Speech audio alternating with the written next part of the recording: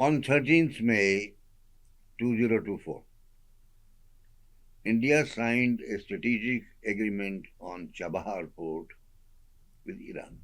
It will entail an investment of about $370 million through the special purpose vehicle which is there, which also has private interests, over 10 years. But more than the numbers, it is a strategic change. It is the issue of geopolitical dimensions.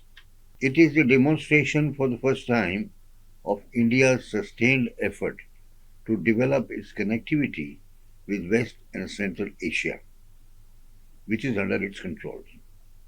It competes with BRI project coming to Gwadar port, which is not too far.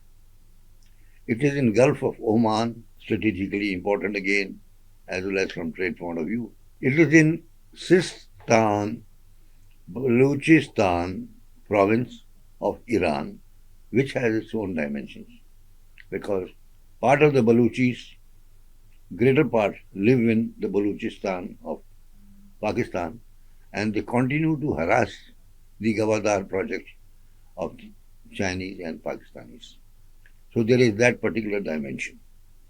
This opens up a route from anywhere in India by ship to Chabahar, maybe western coast, any other coast, take the goods to Afghanistan, and from Afghanistan take them to Central Asia. For the first time, the connectivity to Central Asia gets established. They are landlocked countries, Kazakhstan, Tajikistan, Uzbekistan, Kyrgyzstan.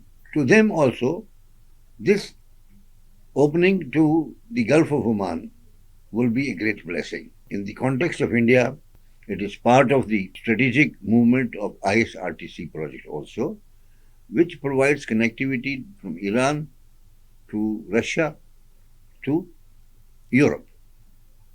So if both of these things are successful, then India's connectivity actually multiplies and opens up the markets of Central Asia and Europe to the manufacturers of the country.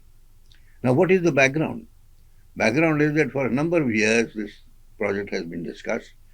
ISRTC actually was signed up in the year 2000 by Vajpayee with Iran's Prime Minister, and it has been going through ups and downs. Yes, there are problems of geopolitical nature.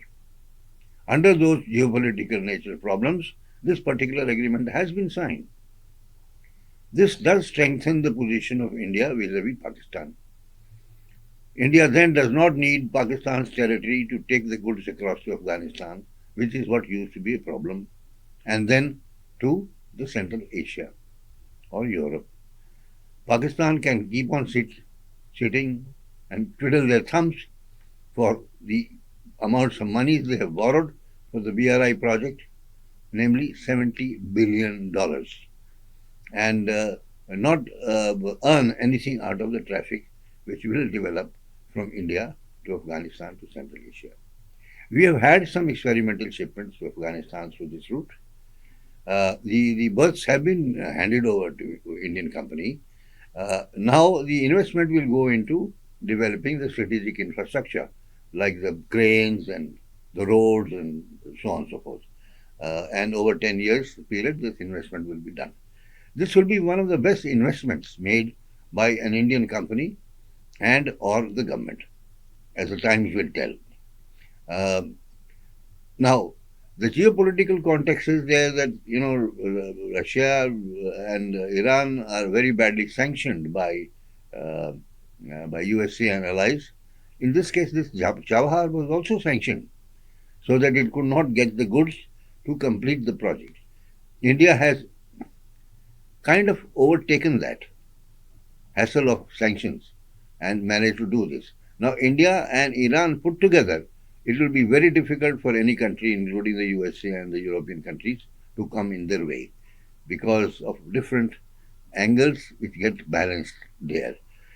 So, my analysis is that this is a strategic move by India which will pay its dividends fairly soon. Many times it will happen that this will be the only route open to the Central Asia, and the other routes will not be available. It all depends on the BRI project of China also, because there is no reason for them to compete. If the trade develops, all of them benefit. It is a misnomer that BRI project is negative. No, it is not negative. They have, to the best of their abilities, tried to invest the monies, over $1 trillion, to develop strategic infrastructure in various countries on the request of those countries. So it is in our interest to actually align our infrastructure development with the BRI, especially in this area, because it passes through Gilgit area of the Pakistan occupied Kashmir, and then coming from Kashgar, and then pass it on to the Gavatar port, which is near Karachi. Now, the next point which comes is that what are the other projects which are happening? Haifa project of India is unscathed during the disturbances which are there in Hamas-led Gaza and the West Bank and so on. Now, the Americans will be bringing their flotilla, portable pier, to Ashdod, but not really to Ashdod. They are setting it up separately, a costly exercise, $320 million. And while doing it, one of their warships has actually got burnt out, which its cost is even more than that. So it will touch about $1 billion.